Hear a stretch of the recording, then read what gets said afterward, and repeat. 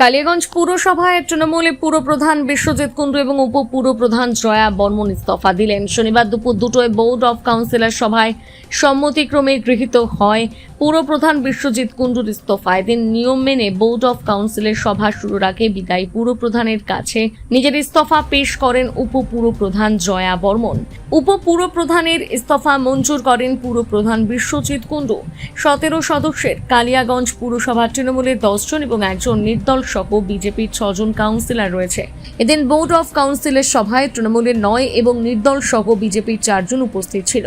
পুরসভার কার্যনির্বাহী অফিসার অর্ণব রায়ের উপস্থিতিতে বোর্ড সভার শুরুতে বিদায়ী পুরপ্রধান বিশ্বজিৎ কুণ্ডুর পেশ করা ইস্তফা পত্র পাঠ করেন বড়বাবু নন্দন কুমার সরকার। সম্মতিক্রমে তা মঞ্জুর করা হয়। জেলা শাসকের অনুমতিক্রমে আগামী সপ্তাহে নতুন পুরপ্রধান নির্বাচন সভা আহ্বানের পদক্ষেপ গ্রহণ করা হবে।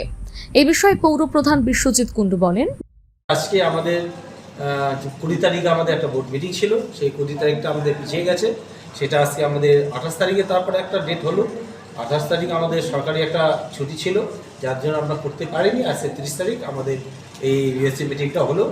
এই ভোটের মাধ্যমেই আমি আমার ইস্তফাপত্রটা আগেই দিয়েছিলাম, সেটা আমাদের ভাইস চেয়ারম্যান আজকে আমাদের ইয়ে সাহেবের হাতে দিয়ে দিলেন এবং বড়বাবু আমাদের নন্দন কুমার সরকার হাতে দিয়ে দিলেন এবং তার সাথে সাথে ভাইস চেয়ারম্যান আজকে আমার কাছে ওনার পদত্যাগ পত্রটা দিয়ে দিল। উনিও আর থাকবে।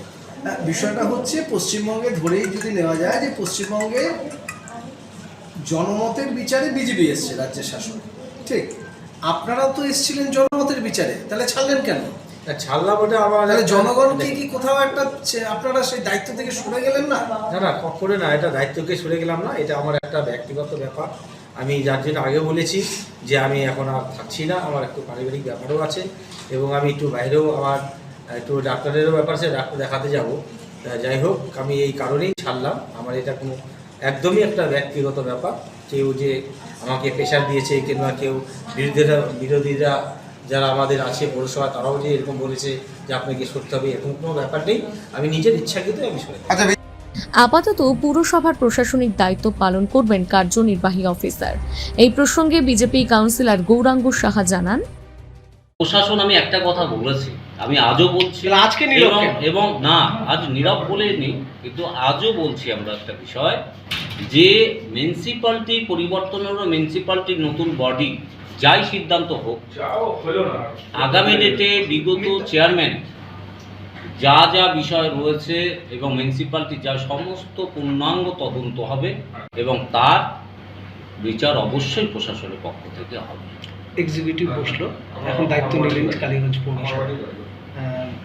কোনো কথা হয়েছে কিভাবে আপনারা সহযোগিতা? সদ্য তো উনি দায়িত্ব নিল, উনি চার্জ নিল এবং উনি তারপরে ওনার যে সংবিধান মেনে, পৌর আইন মেনে যা যা বিষয় সেই অনুযায়ী করবে এবং আমাদের বিরোধী দলনেতা আসবে। আমরা দলগতভাবে আমরা বিরোধী দলনেতা আমরা কাউন্সিলররা বসবো এবং দলের যা যা নির্দেশ হবে, আমাদের এমপি সাহেব রয়েছে, যা নির্দেশ হবে সেই অনুযায়ী। আপনারা তো আর বিরোধী নেই, বিগত দিনে না না, উনি চাকরি ছিল আমাদের এখানকার দলনেতা উনি ছিল। দলনেতা বলতে পারেন, কিন্তু বিরোধী নেতা নেই। এর আগে ছিল, আজকের ডেটে নেই। আচ্ছা, কালিয়াগঞ্জ থেকে বিশেষ প্রতিবেদন, নিউজ টুডে।